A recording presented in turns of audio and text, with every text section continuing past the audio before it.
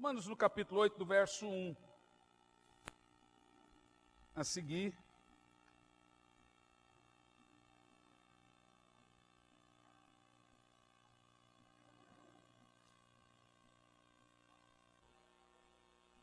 Amém? Você está com a sua Bíblia aberta? Irmãos queridos, por que nós estamos fazendo nas terças-feiras uma série de exposições da palavra de Deus? Presta atenção no que eu vou dizer. Charles Spurgeon e Charles Finney, John Wesley dizia que quando um pregador expõe só a Bíblia, é o próprio Deus falando. Nós aqui não temos cultura nenhuma de pregar filosofias, de pregar achismo, de pregar psicologia ou até outros temas. Aqui nós expomos somente a Bíblia e nada mais do que a Bíblia. E a nossa exposição da vez é a carta de Paulo aos Romanos.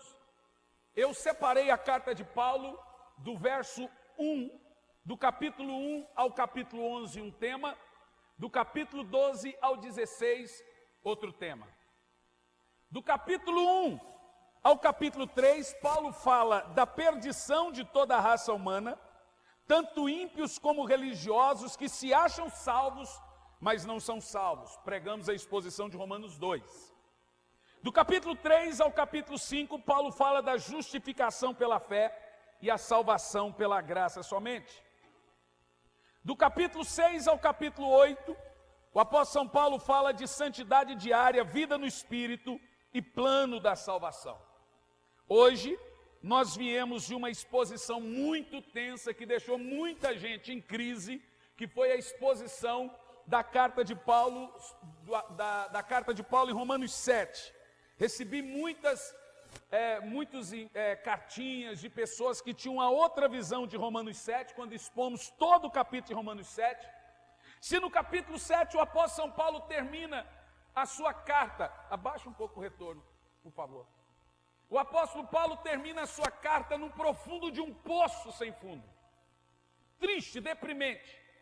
E ele termina a sua carta dizendo, no capítulo 7, ele dizendo: miserável homem que sou, quem me livrará do corpo dessa morte? Nós aprendemos muitas coisas em Romanos 7. Espero que você tenha vencido a ansiedade de chegar em Romanos 8. Se o capítulo 7 é triste, se o capítulo 7 é sombra de um crente derrotado, fracassado, aquele crente que quer fazer o bem, mas não consegue, e faz o mal que ele não quer. Se no capítulo 7 o apóstolo São Paulo fala da natureza universal do homem caído, mesmo amando a Deus, mesmo amando a lei de Deus, ele continua a fazer coisas horríveis. No capítulo 8 o apóstolo São Paulo vai na parte mais alta do Evangelho, a mais linda. John Wesley se converteu lendo Romanos 8. Charles Finney se converteu lendo Romanos 3. Lutero se converteu lendo Romanos 1 no verso 17. Agostinho se converteu lendo Romanos 2. Essa carta mudou o mundo. Essa carta mudou a igreja. E Romanos 8 é o pico do Everest, a parte mais alta do Evangelho. O maior segredo do Evangelho está em Romanos 8. Quem quer aprender, diga amém. O que nós vamos aprender em Romanos 8? Do verso 1 ao verso 4, vamos separar Romanos 8 em duas partes. Hoje vamos ensinar a primeira parte, que é até o verso 17. Ele é um capítulo muito longo, não dá para pregar apenas em um culto. Hoje nós vamos falar Romanos 8, a primeira parte, até o verso 17. E semana que vem vamos falar do 17 até o final dele. Romanos 8, do verso 1 ao 17, nós vamos separá-lo hoje em duas partes. Primeiro, a atividade salvadora de Deus por nós. Do verso 1 ao verso 4. E segundo, o multiforme mistério do Espírito Santo em nós, que vai dos versos 5 ao verso 17. Fica com a sua Bíblia aberta. Vamos ler do verso 1 ao verso 4, Romanos 8. Portanto, agora nenhuma condenação há para aqueles que estão em Cristo Jesus. Pois a lei do Espírito da vida em Cristo Jesus te livrou da lei do pecado e da morte. No verso 3. Portanto, aquilo que a lei for incapaz de realizar por estar enfraquecida pela natureza pecaminosa, Deus o fez enviando o seu próprio Filho, à semelhança do ser humano pecador, como oferta pelo pecado, e assim condenou o pecado na carne. Verso 4. Para que a justa exigência da lei se cumprisse em nós, que não andamos segundo a natureza carnal, mas segundo o Espírito. Primeiro ponto que nós vamos aprender aqui em Romanos 8 é a atividade salvadora de Deus por nós. E eu quero separar isso em alguns pontos. O primeiro ponto, fato glorioso, que é no verso 1, que Paulo vai nos ensinar aqui, que nós somos justificados por Deus por intermédio de Cristo. E por causa disso, nós estamos livres da condenação. E o que isso significa? Significa que nós estamos livres do casamento da lei, como Paulo fala em Romanos, você se lembra no capítulo 7, do verso 1 ao verso 4, naquela analogia que eu usei dos dois homens. Porque Paulo vai dizer que nós morremos com Cristo. Então a penalidade da lei não pesa mais sobre nós. O que Paulo está dizendo no verso 1 é que a justiça foi satisfeita e agora não pesa mais sobre nós nenhuma condenação e nenhuma culpa. Você percebe que Paulo já começa Romanos 8 decolando. Se Romanos 7 é uma angústia, Romanos 8 ele já começa tirando toda aquela angústia que você tinha. Em segundo lugar, a explicação perfeita no verso 2. Paulo vai nos ensinar aqui que na antiga ordem, no Velho Testamento, na lei mosaica, os 10 mandamentos, nós estávamos sujeitos à lei, ao pecado, à morte. Por causa disso estávamos debaixo da ira de Deus. E nesse tempo, o fruto que nós escolhíamos era a escravidão. Mas agora, convertidos, nascidos de novo, estamos debaixo da lei do Espírito e o resultado é libertação. Se a ênfase do verso 1 de Romanos 8 é nenhuma condenação há, a ênfase do verso 2 é nenhuma escravidão. Paulo já começa o capítulo 8 dando-nos duas chaves poderosas. Para você que é nascido de Deus, não há condenação e nem escravidão. Você vê que nós já começamos a decolar, amém? Isso nos leva a 3 perguntas importantes para esclarecer a vida no espírito de cada cristão. Primeira pergunta: de que nós fomos libertos? Paulo nos ensina aqui da lei do pecado e da morte. Vamos perguntar e responder: de que eu fui liberto?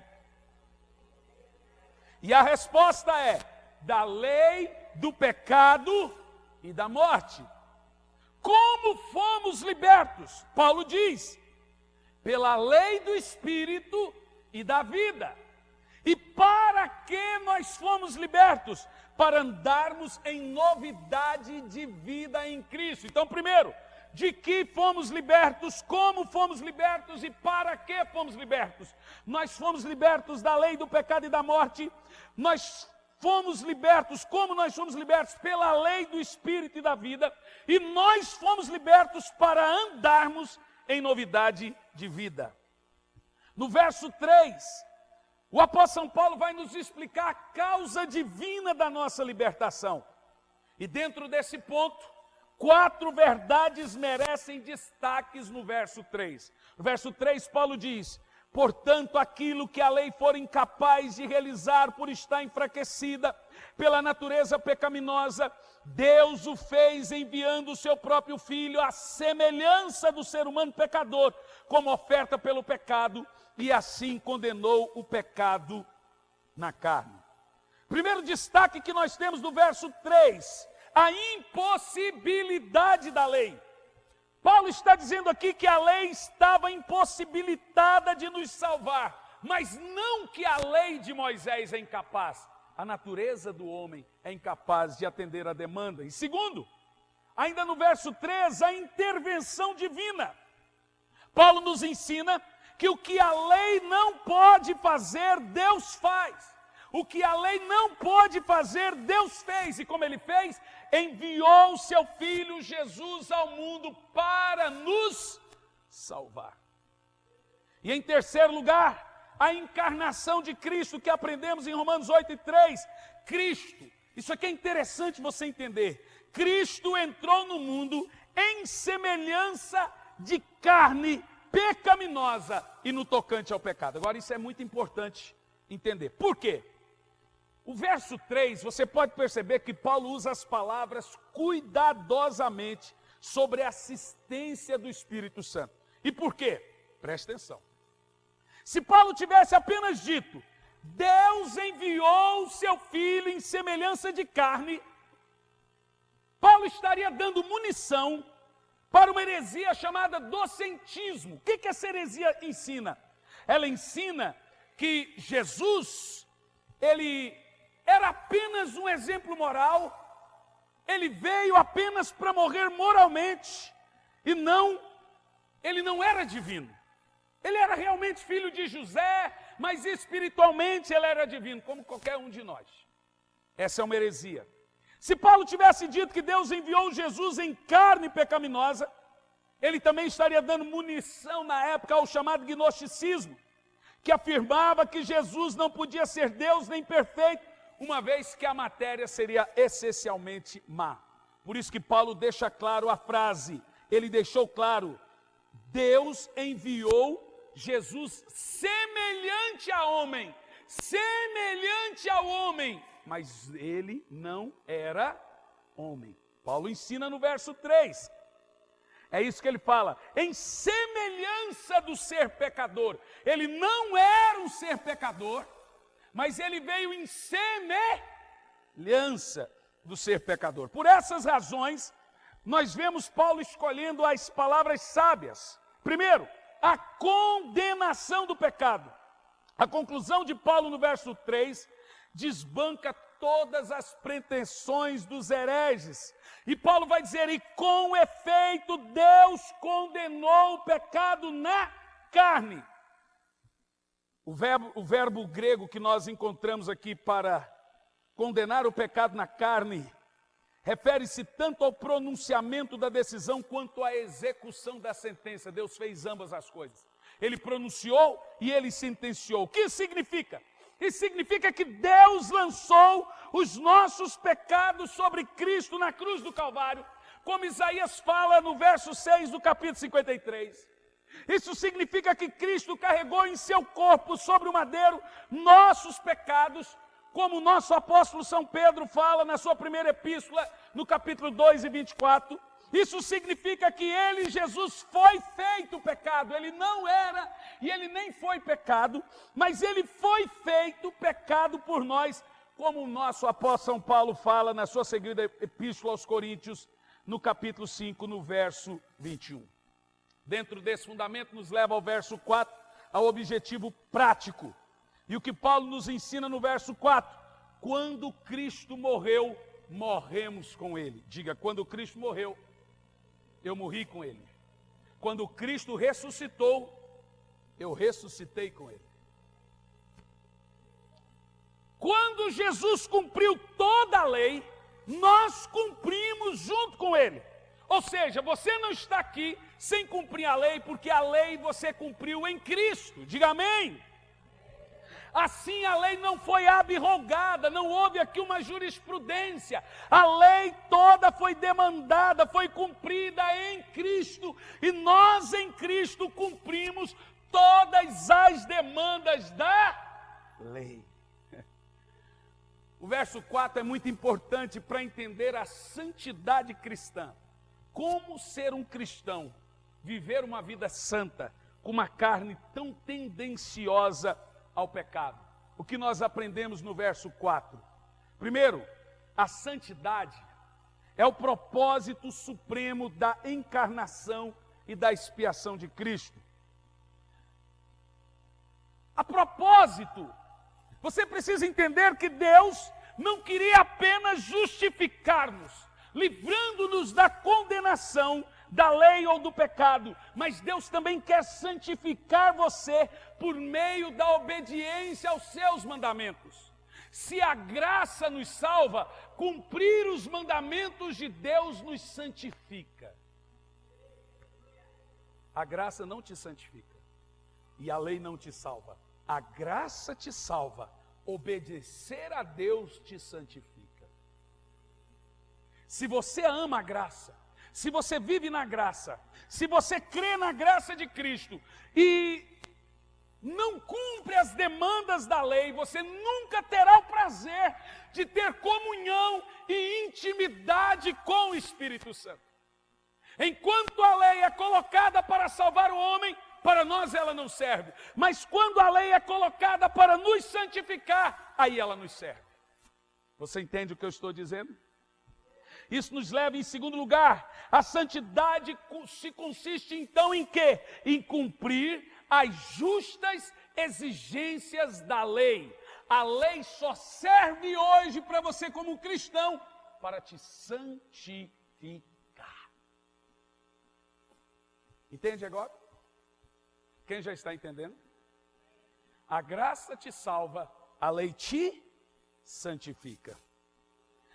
O que nós estamos pregando é que a lei moral, quando nós falamos de lei, você sabe, estamos falando dos 10 mandamentos, dado no Sinai para Moisés, constituído depois em 318 mitzvahs ou mandamentos.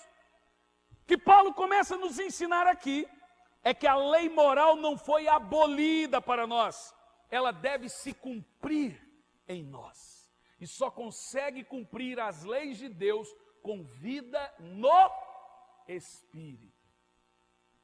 Paulo vai dizer isso nos próximos textos, nós vamos ler aqui. Estamos livres de guardar a lei, enquanto ela constitui em um meio para sermos salvos. Escute bem, preste atenção. Nós estamos livres de guardar a lei, enquanto ela se constitui em meio para salvarmos. Porém, estamos obrigados a guardá-la, enquanto ela se constitui para caminho de santidade. Efésios 2:10, porque somos feituras suas, criados em Cristo Jesus, para as boas obras. As boas obras não te salvam, mas a ausência delas pode provar que você ainda não é salvo. Entendeu o que eu disse? Em terceiro, a santidade é uma obra do Espírito Santo. A santidade é um fruto de sermos salvos, não para sermos salvos. O apóstolo São Paulo fala em Efésios, no capítulo 1, no versículo 4, porque nos elegeu nele antes da fundação do mundo, para sermos santos. Diga isso, para sermos santos. Agora perceba que você não é salvo por ser santo, você é salvo para ser santo. A lei só será cumprida na vida de um cristão depois que ele é salvo. O judeu cumpre a lei para ser salvo, o cristão só cumpre a lei depois de salvo.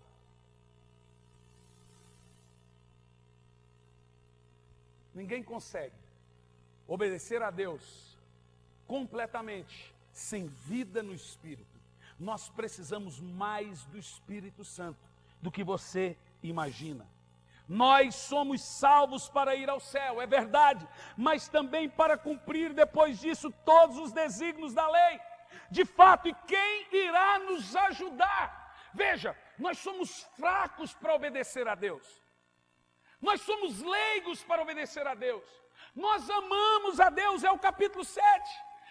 As pessoas amam a Deus, mas não conseguem obedecê-lo.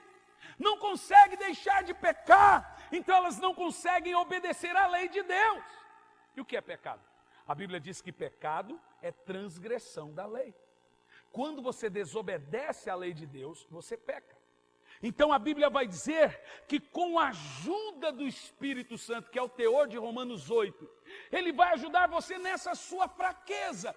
E agora você vai chegar um dia e você dizer, poxa, eu não sou mais tentado nisso, o que está acontecendo? Eu não tenho mais esses desejos, porque agora o Espírito Santo vem até você, e ele começa a te ajudar, orando por você e em você e através de você, com gemidos inexprimíveis. E agora você obedece a Deus sem nenhuma força. Levanta a mão e diz, eu preciso do Espírito Santo. Isso nos ensina então que Deus nos salvou para. Diga, Deus me salvou para. Isso me ensina que toda salvação é seguida de uma missão. Não existe salvação sem propósito, não existe salvação sem missão. Jesus disse, eu vos escolhi para que vades e des fruto. Agora preste atenção nesse texto. Jesus não disse, eu te escolhi pelos frutos. Não, ele disse, pelos frutos você conhece a árvore, mas ele te escolheu para os frutos, não pelos frutos. Na lei, tudo vinha por nosso mérito, tudo dependia do meu braço, eu tinha que merecer. Na graça, tudo vem de Deus, nada de mim. Então Deus me salvou em primeiro lugar, para andar em novidade de vida, Romanos 6, verso 4. Em segundo lugar, Deus me salvou a fim de frutificarmos para Deus, Romanos 7, verso 4. Em terceiro lugar, Deus me salvou para depois cumprir as demandas da lei. Quem não tem o Espírito Santo, ele pode até ter uma lei moral no mundo, dentro do coração dele, que é chamada de graça preventiva, mas ele vai mentir. E se puder, ele vai matar. E se puder, ele vai adulterar. E se ele puder, ele vai cumprir e ele vai desobedecer todas as leis de Deus. Mas quem tem o Espírito Santo, ele não vai viver de acordo com as necessidades carnais. Ele tem uma nova inclinação. Isso nos leva do verso 5 ao 17. O multiforme mistério do Espírito Santo. Agora, vai transbordar em nosso interior a ação multiforme do Espírito Santo dentro de nós. Enquanto nós aprendemos a carta de Paulo aos Romanos no capítulo 8, essa exposição tão linda, eu quero que você imagine quantas pessoas se assentaram debaixo de pé de árvore estudando esse texto para nos trazer o Evangelho. Você sabe que você está aqui hoje, porque isso aqui foi muito bem interpretado. O Evangelho começou com a interpretação da carta de Paulo aos Romanos. Em primeiro lugar, o Espírito Santo nos liberta da escravidão, como nós já aprendemos no verso 12. Em segundo lugar, o Espírito Santo nos capacita a obedecer à lei, como nós vimos no verso 4. Agora nós iremos aprender em terceiro lugar, o Espírito Santo nos predispõe a uma vida de santidade. Olha para mim. Quantos de vocês aqui, que são bons crentes, mas não conseguem vencer o pecado? Veja que eu estou fazendo uma pergunta retórica. E significa que essa resposta você dá para você mesmo. Quantos de vocês aqui que choram por viver uma vida ímpia, pecaminosa, e você tem tentado, mas não tem conseguido, como nós registramos em Romanos capítulo 7, e você chega ao ponto, eu não consigo, e tem hora que você fala, Senhor, já desisti. E tem uns até que falam, essa é a minha natureza mesmo, Deus me fez assim. Não, Deus não te fez assim.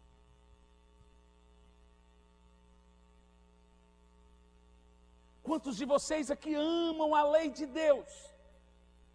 Amam as sagradas escrituras, mas não conseguem viver uma vida justa, uma vida reta. E quantos cristãos, meus irmãos, nós estamos vendo assim? Essa semana que passou eu estava pregando em Manaus, o maior prédio na Igreja Assembleia de Deus Canaã de Manaus, a maior igreja do norte do Brasil. E sabe, irmãos, eu preguei a exposição de Romanos 7 em um culto evangelístico. Quando eu terminei de pregar, Eu fiz 3 apelos. Primeiro apelo, quem aqui quer Jesus? Uma multidão. Segundo apelo, quem aqui está desviado e quer voltar para Jesus? Uma multidão. Terceiro apelo, quem aqui estava fingindo que é crente, mas não era crente, e agora percebeu que não é crente, e quer ser crente de verdade, vem à frente. Uma multidão. Eu tenho feito esses 3 apelos, eu falo, você que tem enganado a si mesmo, e não se sente crente de fato, você tem estado no estado de hipocrisia. As pessoas começam a entender a exposição do Evangelho, elas falam, miserável homem que sou. As pessoas têm tido um encontro religioso, e não um encontro com Deus. Elas estão cheias de doutrinas, mas não estão cheias do Deus da doutrina. Romanos capítulo 1 até o capítulo 11 é teologia pura. Por isso que preciso da exposição para te ensinar. Do capítulo 12 ao 16 é prática pura. O que Paulo ensina como teologia até o capítulo 11, do capítulo 2 ao 16, ele vai tentar aplicar na prática o que é a sua vida em Deus.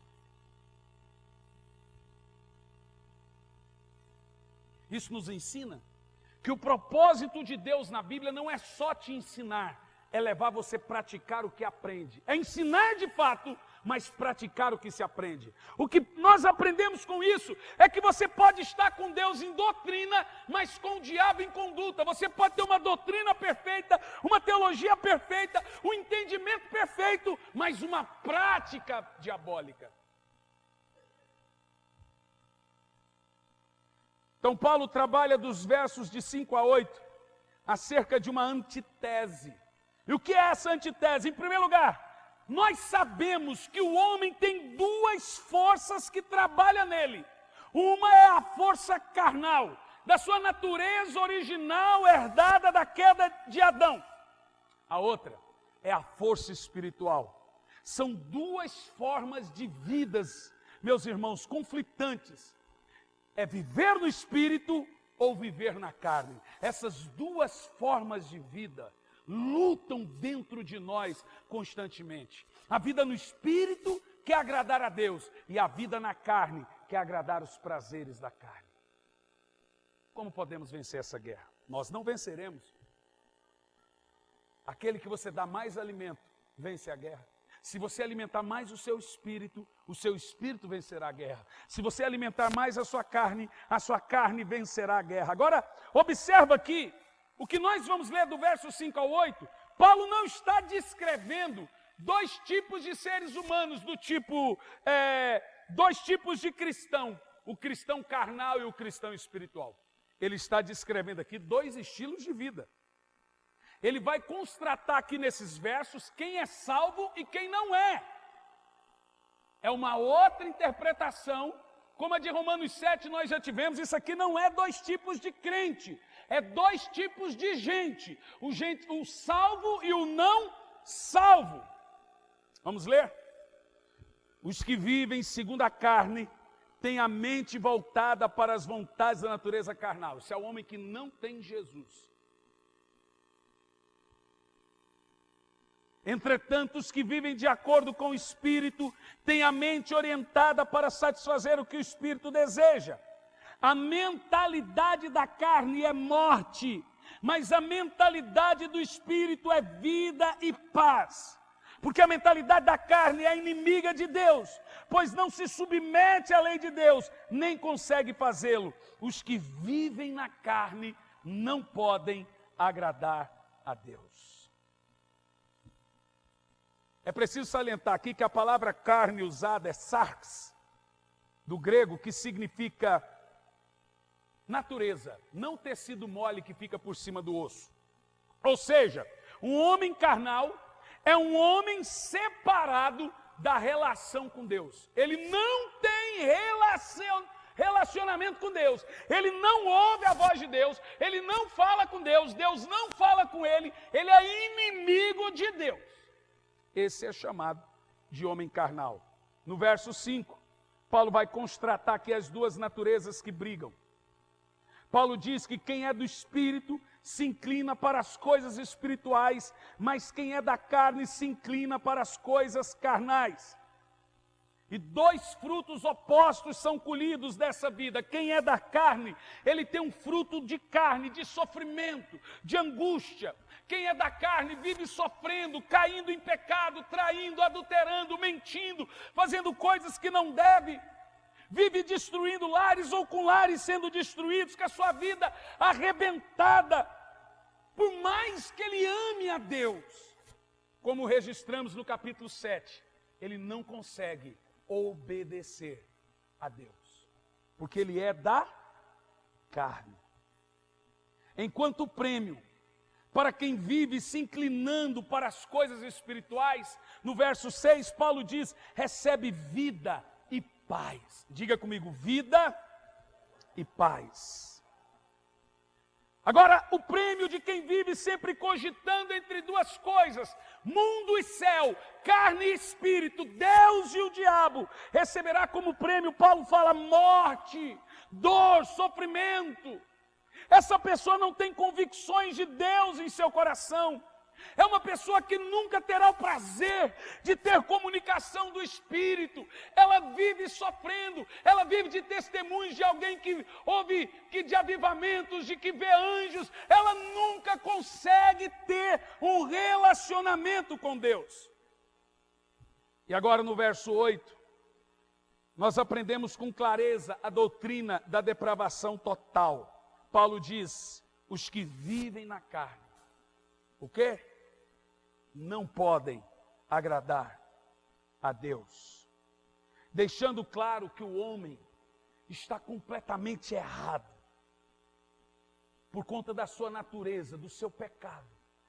A menos que o Espírito Santo vá até você, tudo que você fizer vai gerar morte. A menos que o Espírito Santo lhe dê vida e sabedoria, tudo em você vai ser fruto de dor, fruto de sofrimento.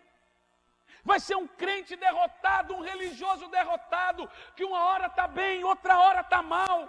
Agora veja vocês, meus irmãos, se esse não é o retrato de muitos crentes. E sabe por quê? Não tem vida no Espírito. Isso nos ensina, no verso 9, que o Espírito Santo habita em nós. O verso 8, Paulo diz, os que vivem na carne não podem agradar a Deus. Mas agora ele olha para você e diz, vós contudo não estáis debaixo do domínio da carne, mas do Espírito Santo, se é que de fato o Espírito de Deus habita em vós. Se alguém não tem o Espírito de Cristo, não pertence a Cristo. Paulo está dizendo, você tem que fazer uma escolha, Deus ou diabo, mundo ou céu, vida no Espírito ou vida com Deus. Quem não agrada a Deus não é de Deus. Quem tem o Espírito Santo agrada a Deus.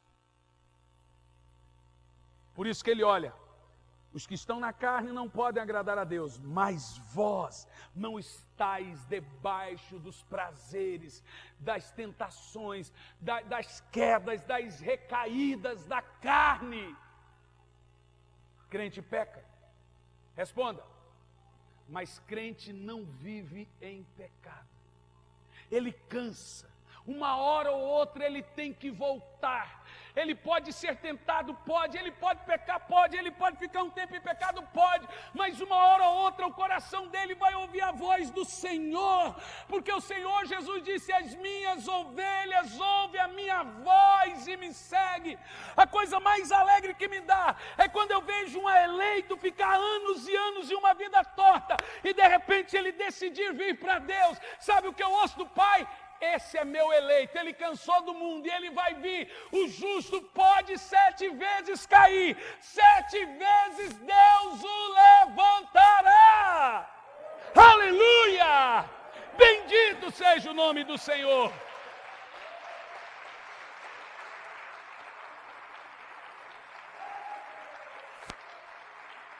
Ô Alexandre, você tem que ficar aqui, não pega o costume do povo aqui não, senão você vai sair daqui sem dar glória a Deus no meio da mensagem.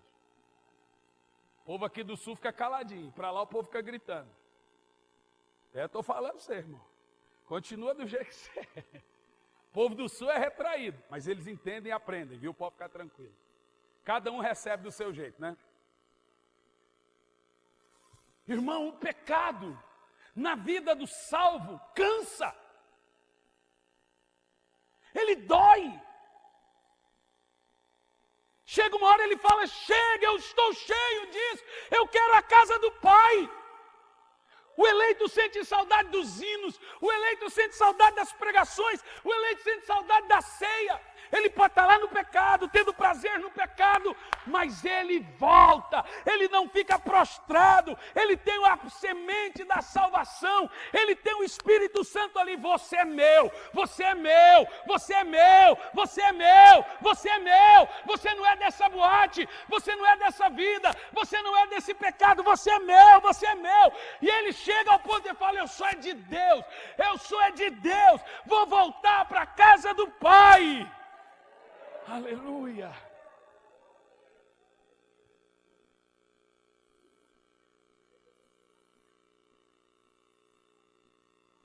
É por causa disso, é por causa da obra do Espírito em nós, que nós nos tornamos morada de Deus, templo do Espírito. Essa é uma evidência clara que você é salvo. É quando o Espírito Santo fala, descansa o seu coração. Você é meu. Você hoje pode estar vivendo uma vida torta, mas eu vou te dar força para você sair desse pecado. Eu vou tirar você disso, irmão. Por isso que eu não acredito em crente justificando pecado. Eu acredito em crente que peca de fato, mas eu acredito que crente que cansa do pecado e volta para os braços do Pai. Isso é pelo Espírito. Oh, aleluia. Uma época, estava uma febre aqui, de gente ficar falando mal do pastor Hernani. Aí vinha me falar, pastor, falar isso de você. O quê? Só isso? Ainda bem que nunca perguntaram para mim o que é que eu fui de verdade. Ainda bem que não sabe o que eu realmente fiz.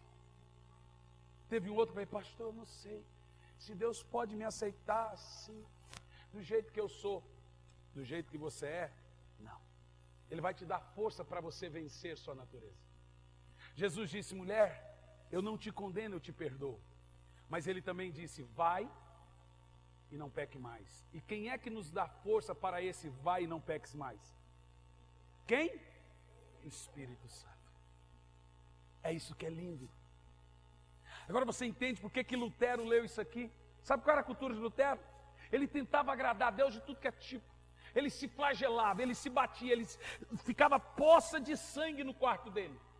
E ele tentava agradar a Deus por causa dos seus pensamentos e cobiças. Um dia ele abriu a Bíblia e leu Romanos 8. Portanto, agora nenhuma condenação há para aqueles que estão em Cristo Jesus. Ele pegou e abriu Romanos 1 e no verso 17, Lutero leu assim, visto que a justiça de Deus será revelada no Evangelho, uma justiça do princípio ao fim é pela fé, como está escrito, o justo viverá da fé. Lutero soltou o chicote e diz, eu só vou agradar a Deus pelo Espírito, não me flagelando, é no Espírito, eu sou salvo é pela graça e pela fé e não pelas obras. Quem tentar salvar a sua vida, perdê-la-á. Para de tentar e se lance nos braços do Espírito. Entre em vida no Espírito e você vai conseguir vencer tentações, pecados, lutas, coisas, depressões, angústias. Entra no Espírito, igreja. Deus sabe que você o ama. E deu vida reta. E sabe o que Deus vai dizer? Eu vou enviar o Espírito que te ajuda nessas suas fraquezas. É isso que Romanos 8 vai nos dizer. Aleluia. Dá glória a Deus.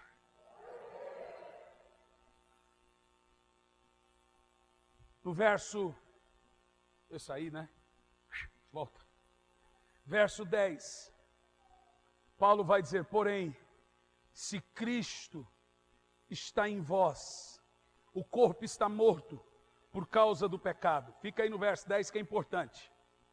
O corpo está morto por causa do pecado, mas o espírito vive por causa da justiça. Quando Paulo afirma que Cristo está em nós e o corpo na verdade está morto, mas o espírito está vivo por causa da justiça, o que nós precisamos entender com o corpo está morto por causa do pecado? Primeiro, Paulo não está falando aqui de um corpo físico, de uma morte física, uma vez que ele nos ordena no verso 13, que nós já vamos ver, a mortificar os atos do corpo. Então o que nós devemos entender aqui? Isso é sinônimo de natureza mortal. Foi o que aconteceu quando Adão pecou. Ninguém era para morrer. O que Paulo está dizendo é, ao final das contas, todo mundo aqui vai morrer. Paulo já está dizendo, você é um morto andando. Todo mundo vai morrer um dia, a menos que Jesus volte e você suba vivo. Paulo está dizendo, você já está morto. Você entende o que eu estou dizendo? Ele não está falando que o seu corpo, agora tudo que tem crente aí, o docentismo ensina isso.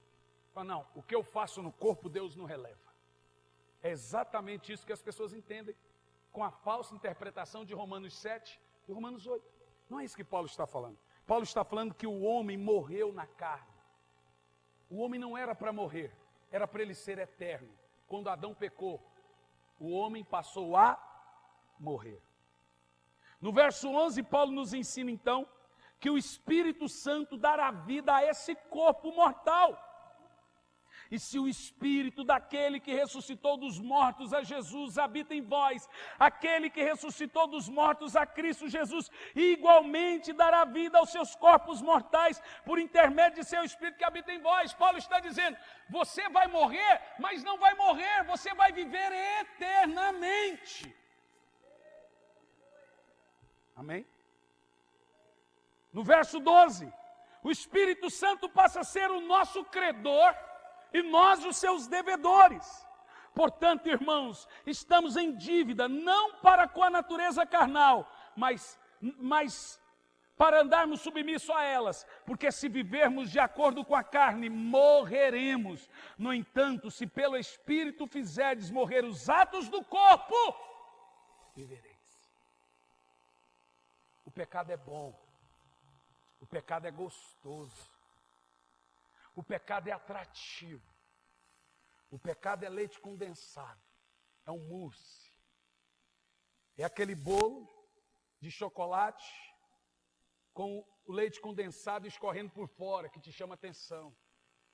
O pecado é bom, é gostoso. Mas Paulo diz assim, no verso 13, se vivermos de acordo à carne, a atração da carne, você vai morrer.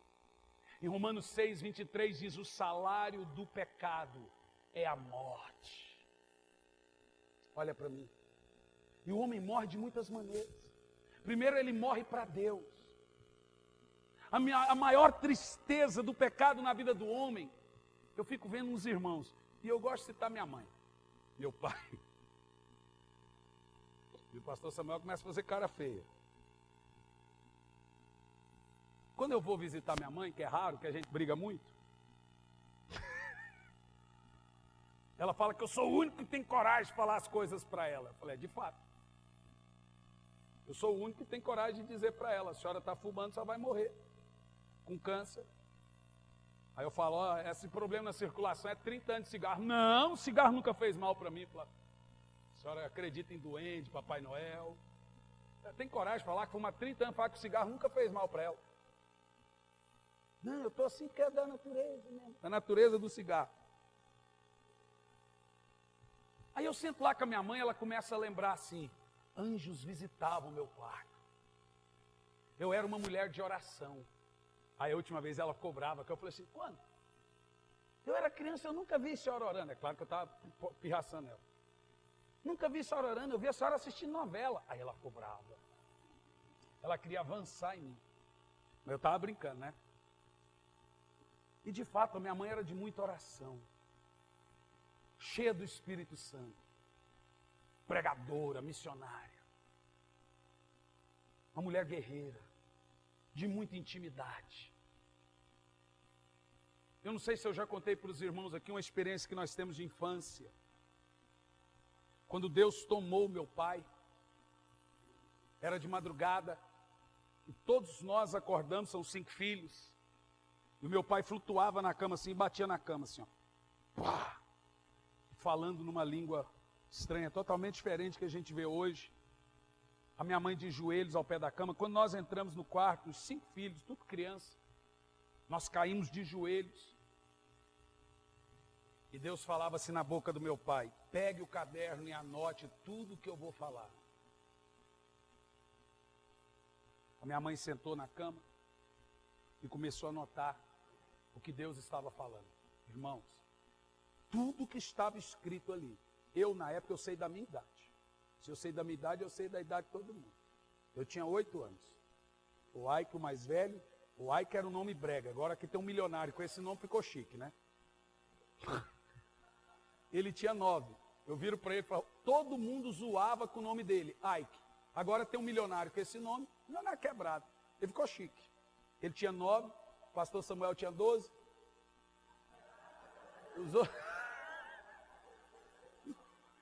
O pastor Ismael tinha 7, o pastor Samuel tinha 6 e a Rutinha tinha 5 anos, era isso. Tudo ali de joelho. Tudo que foi anotado naquele caderno se cumpriu tudo. Eu sei comigo, eu não sei se o pastor Samuel lembra, mas eu lembro que comigo falou assim, com 15 anos eu vou te chamar para o ministério. Com 15 anos você vai para as nações, com 15 anos você vai morar sozinho. Com 15 anos eu era pastor, com 15 anos eu fui para as nações, com 16 anos eu vim para o sul sozinho e seguir a vida. De fato, a minha mãe era uma mulher que tinha uma intimidade com o Espírito Santo tremenda. Mas o que a Bíblia fala? Quem anda de acordo com a carne, uma hora ou outra, você vai morrer. Você não vai conseguir mais orar. E você vai orar cada vez menos, até deixar de orar de uma vez por todas. Você vai ler a Bíblia cada vez menos, até nunca mais pegar na Bíblia. Você vai ouvir cada vez menos hino, e vai começar a ouvir ali, Frederico e... como é que é? Frederico o quê, Redson? João Bosco o quê, gente? Ah, vocês deixam ser hipócrita. João Bosco e Vinícius, aquele vesgo lá do Mato Grosso do Sul, lá, aquele vesgo lá, Luan Santana, lá. Ah, certo. Aí... nasci ontem. Esses dias eu estava vendo um comercial na Rede Globo, eu não acreditei na música desse João Bosco e Vinícius. Eu não acreditei. Ele falou assim, eu sei que o final da letra era assim, ó, como é que eu vou ser santo se está todo mundo perdido? É mais ou menos assim, né, Johnny? Não é? Você ouviu, né? É que passa na Globo, o comercial da Som Livre. Não sei o quê, como é que eu vou ser santo se está todo mundo perdido? Irmão, foi o diabo que deu essa letra para esse cara. Só pode. E aí, irmão, cada vez menos que você vem na igreja, quem vem pouco na igreja vai vir cada vez menos até deixar de vir. Você vê, irmão, o que foi que você assumiu? Nada, pastor, realmente é nada, é que acostumou. Esse menino não tem pai, não?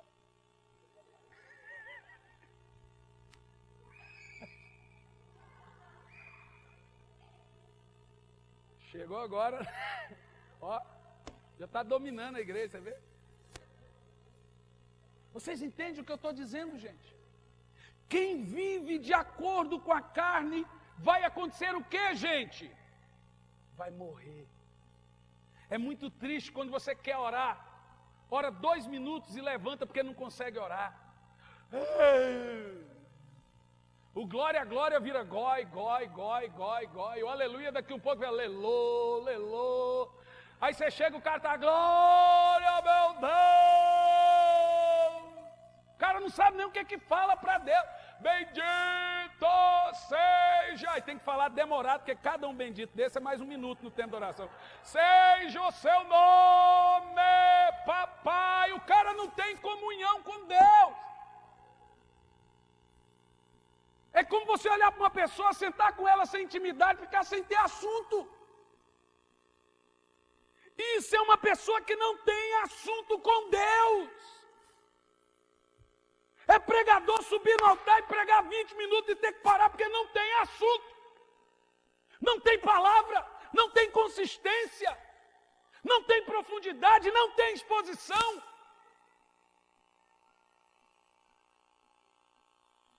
Quem vive na carne vai morrer. Mas quem agora alimenta o espírito, ele ouve hino, ele lê Bíblia, e as coisas são lentas. E aí cada vez mais, quem ora cada vez mais vai orar. Começa com 15 minutos diário, 10 minutos diário, depois vai para meia hora, 40 minutos. Quem lê, cada vez mais vai querer ler. Porque a Bíblia diz, quem vive no Espírito, mortifica os atos do corpo e vive. Anjos visitam você, tem sonhos e visões. E eu falo de anjo visitar, porque em Atos dos Apóstolos, a coisa mais comum na igreja primitiva era anjo aparecer para crente.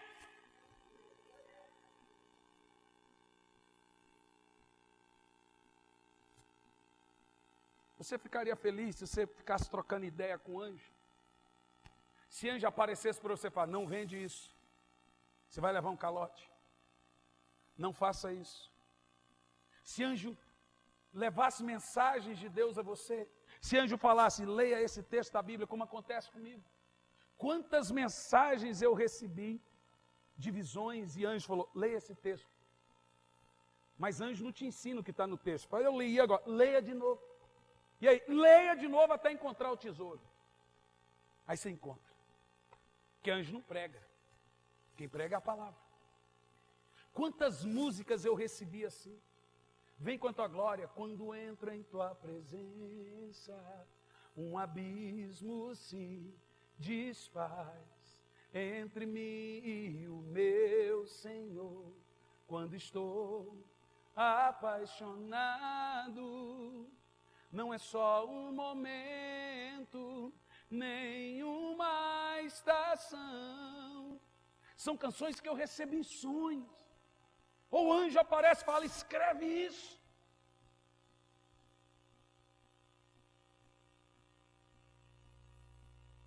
Quem anda na carne morre. Perde a comunhão, a intimidade com Deus até morrer de vez. Até agora viver só na carne, no pior tipo de pecado, viver só no mais pior nível. Mas quem anda no Espírito, mortifica o corpo e vive. Quem quer viver no Espírito aí? Oh, aleluia, Pai. E nós estamos chegando lá, nós estamos chegando.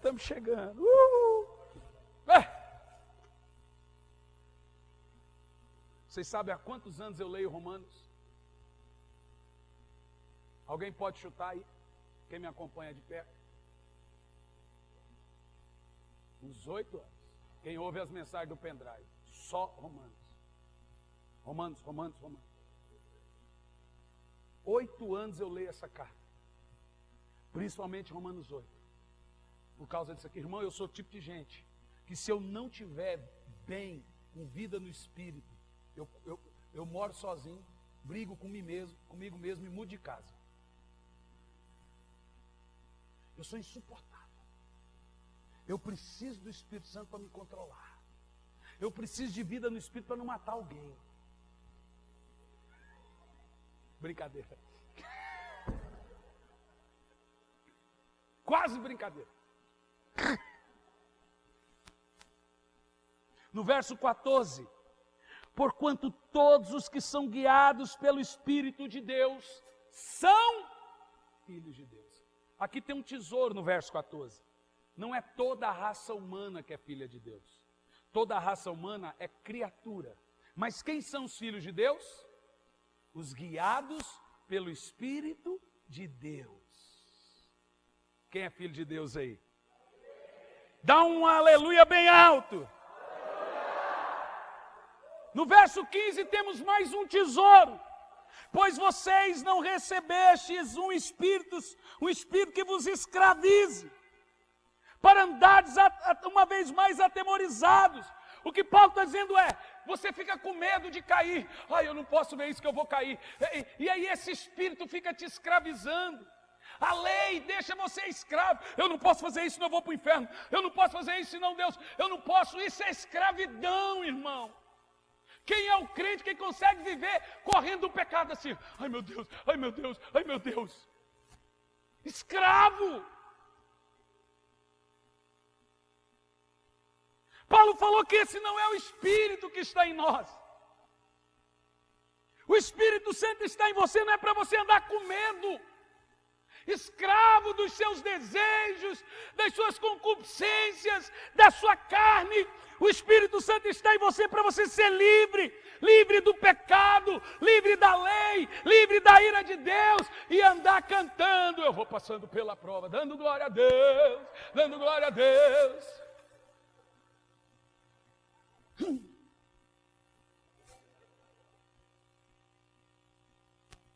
Não é com medo. Ai, o que eu faço? Eu vou para o inferno. Você chega de escravidão. Romanos 1 diz nenhuma condenação. Romanos 8:1 diz nenhuma condenação há. Romanos 8:2 diz nenhuma escravidão há. Você não é condenado, mas também você não é mais escravo do pecado. Você não tem um espírito de medo que fica te amedrontando. Você vai para o inferno, você vai para o inferno. Não, você é filho de Deus. Você vai para o céu. Você foi comprado a preço de sangue, você é salvo, você é eleito, você é uma nova criatura em Cristo Jesus. Bendito seja o seu nome, aleluia, glorifica ao Senhor, glorifica ao Senhor, aleluia.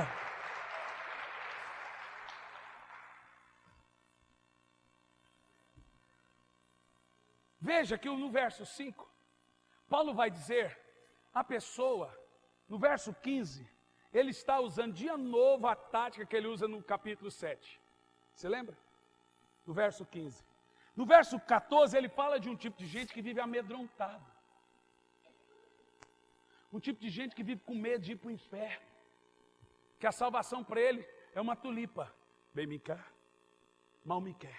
Hoje Deus me ama, amanhã Deus me odeia. Hoje Deus me ama, amanhã me odeia. Então Deus, para esse tipo de gente, ele anda com uma caderneta. Pecou, risca o nome dele. Pediu perdão, escreve de novo. Pecou, risca o nome dele. Pediu perdão, escreve de novo. Pelo amor de Deus, irmão, pare com esse medo. Entre nas asas do Espírito e seja livre. Aí Paulo vai dizer, se no verso 14 ele diz que eu fui vendido. Aqui, oh meu Deus.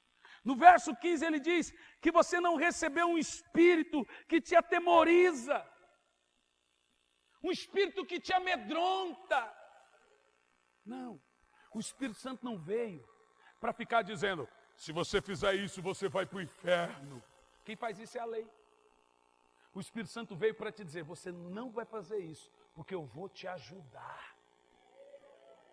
Oh, vocês estão entendendo o tesouro, gente? A lei diz, se você fizer isso, você vai para o inferno. O Espírito Santo fala assim, mas ele não vai fazer, porque eu vou ajudar ele. Eu estou com ele para ajudá-lo. Ele não vai. Ele está se alimentando do Espírito, então ele vai viver. Quem alimenta da carne, morre. Não é o tecido, é dos desejos. Irmão, é pecado ir no cinema? Responda. Mas quem vai mais no cinema do que ora? Aí ele está se alimentando mais da carne. É pecado sair de férias? Mas quem fica 3 meses sem tomar da ceia? É só carne. Esse tipo de gente está morrendo. Está morrendo. Então aí o cara não se alimenta do Espírito, então ele já acha normal 2 idosas, velhas, igual aquelas, ficar beijando na boca lá. Não tem nada contra. Ele já começa a fazer algumas concessões. Ele já começa a ter alguma jurisprudência. Veja você que a mente dele já está começando a morrer. Ele já começa a ter saudade de algumas coisas. Ele está morrendo. morrendo. Irmão, balanceia. Faz um balanço. Você gosta de assistir um filme? Beleza, faça igual eu. Eu amo série. Ó, você quer me agradar quando eu tiver de aniversário? Veja qual é a série que está arrebentando. E eu gosto de colecionar série americana. É tudo, às vezes é mais barato do que o que vocês dão, às vezes. Barato. Série, livro. Bom, se você me der um livro, você me deu um tesouro. E livro é barato, hein? Ó, meus é tudo de 15, 20 reais. Não, mas você nunca lê de tudo. Claro, ninguém nunca lê de tudo. Eu tenho 5.000 livros, mas não li tudo, não. Mas eu gosto. Mas veja você. Eu gosto de brincar de videogame com meu filho. Gosto de jogar videogame sozinho. Gosto. Gosto de passear. Mas pergunta você a minha esposa, o que eu faço? Quando eu vejo que eu fiquei muito, eu vou lá, desligo a televisão, desligo e vou para a palavra. Vou para a vida no Espírito. Aí eu já ponho lá uma mensagem para ouvir, para assistir. Eu fiquei tanto tempo alimentando a carne, agora eu vou alimentar o Espírito, porque senão vai morrer. Uma hora ou outra, morre. Você não sente saudade e intimidade com o Espírito Santo? Quem sente saudade? É gostoso ou não é? Quando ele vem com aquele refrigério, né? É gostoso. Eu estou terminando, que pena. Mas terça que vem a gente continua, porque o capítulo é maravilhoso. Verso 16, Paulo vai dizer, e por quê? No final do verso 15, Paulo diz, você não recebeu um espírito que vos aterroriza, mas recebestes o espírito que o adota como filhos, por intermédio do qual podemos clamar Abba Pai. Olha para mim, o judeu nunca teve Deus como pai. O Deus do judeu é impessoal. E o Deus de todo religioso é impessoal, não só do judeu, mas só chama Deus de paizinho querido pelo Espírito Santo. Quando você tem o Espírito Santo, você entende que você não é criatura, você é filho. Ele te ama e você o ama. E é só pelo Espírito que você começa a tratar Deus agora com intimidade. Não é assim, e aí, Deusão, cara, é assim que você fala com seu pai? É intimidade de amor, é intimidade de paixão. Não é escárnio, é intimidade. A Bíblia diz que não foi de medo que você teve o Espírito, mas um Espírito de amor. É o Espírito que te adota como filho. Quem é filho de Deus aí? Irmão, pare de se depreciar. Eu tenho uma palavra aqui para algumas irmãs da igreja. Nós temos muitas irmãs da igreja aqui com complexo de inferioridade, com problema de identidade. Deixa eu falar uma coisa para você. A Bíblia diz, você recebeu um espírito que te adota como filho. Se o seu pai não te ama, Jesus te ama. Se a sua mãe não te ama, Jesus te ama. Se o mundo não te ama, Jesus te ama. Pode todos te deixarem. Você tem o Espírito Santo que te adotou. Ele é o seu paizinho querido. Ele está com você todos os dias. Você nunca está só. Pare de se depreciar, se desvalorizar. Você foi comprado com preço de sangue. Você é lindo, você é linda. Oh, aleluia! Valorize o preço que foi pago por você. E aí no verso 16, porque o próprio Espírito, uau!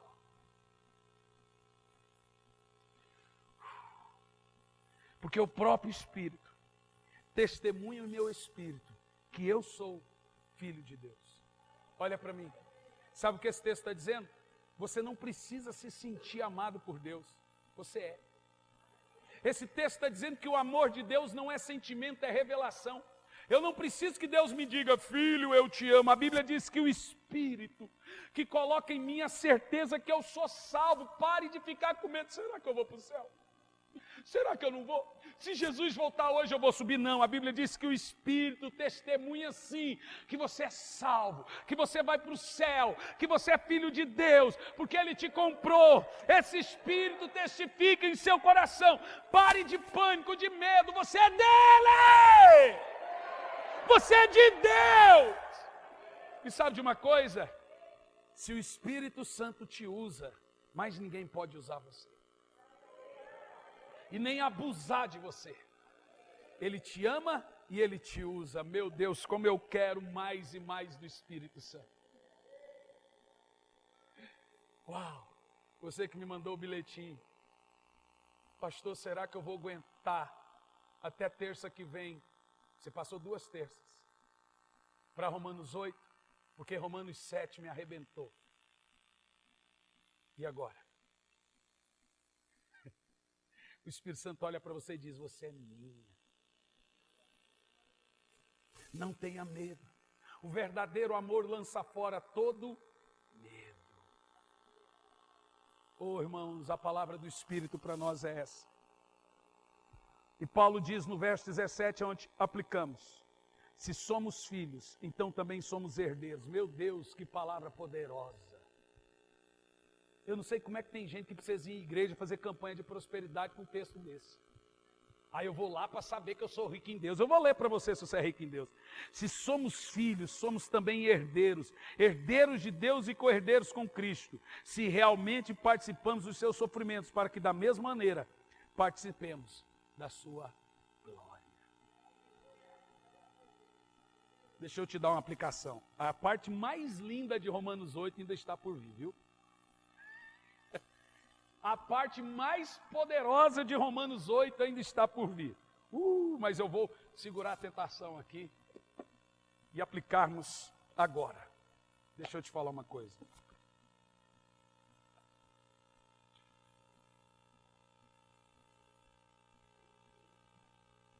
É muito triste ver crentes derrotados. Os irmãos sabem. Eu viajo pelo Brasil, tem cidades do Brasil aí, e agora eu falo com muita moderação, porque Paulo nos ensina que você não pode pensar mais de si, mas ele também te ensina que você não pode pensar menos de si. A gente tem que falar o que é, em moderação. Eu vou em cidade aí, irmão, se o pastor falar: pastor Heleno vai estar aqui segunda-feira, 13 horas, lota. Eu conheço a realidade da igreja. Eu recebo cartas, e-mails. Essa semana eu recebi um e-mail da Argentina, está tudo lá. Semana passada, da Angola, semana atrasada, do Congo. Eu recebo de tudo que é tipo de lugar de gente que nos assiste. E sabe de onde é transmitido esses programas? Daqui. Daqui. E você nem passou perfume, né, João? Você quer que eu te diga uma coisa? É muito triste um crente sentar na sua frente e falar assim: pastor, eu não consigo. Eu desisto. Mas do que, irmão? Desisto o quê? Eu não consigo vencer. É o retrato em Romanos 7. Aí eu tenho que mostrar para ele o retrato em Romanos 8. Irmão, sabe por que você não consegue vencer? E você não vai vencer? Porque a mentalidade da carne é morte. Você só alimenta a carne. Quem fica assistindo só besteira, irmão, vai se alimentar só de besteira. O pessoal aí está querendo boicotar a Rede Globo por causa de novela. Eu falei: mas que absurdo. Se um crente está promovendo um boicote por causa de novela, então quer dizer que precisa do boicote do crente para a Rede Globo não passar novela? Então quer dizer que eles assistem essa porcaria? Eu vou boicotar o quê se eu nem assisto esse troço? Nós estamos vivendo um nível. John Bonnar dizia: procurei pela igreja, encontrei no mundo, procurei pelo mundo, encontrei na igreja. Os irmãos sabem que eu sou averso de atacar a igreja. Eu não ataco a igreja, porque a igreja é a noiva de Cristo. Nós tratamos pecados e isolamos eles. Vocês sabem disso. Mas olhe bem para mim. Nós precisamos de vida no Espírito. E você quer que eu te diga uma coisa? Nós teremos experiências com o Espírito Santo ainda essa semana. Quem quer experiência com o Espírito Santo? Fala, Espírito Santo, se comunica comigo. Fica em pé. Fala para o Espírito Santo agora que você está com saudade dele. Fala, seja honesto com ele. Fala, Espírito Santo, eu não consigo orar, não consigo ler a Bíblia. Ô Espírito Santo, eu estou com saudade de ter saudade. Fecha os olhos e fala para ele agora. Adore o Senhor um pouco. Fala, Senhor, me dê vida no Espírito.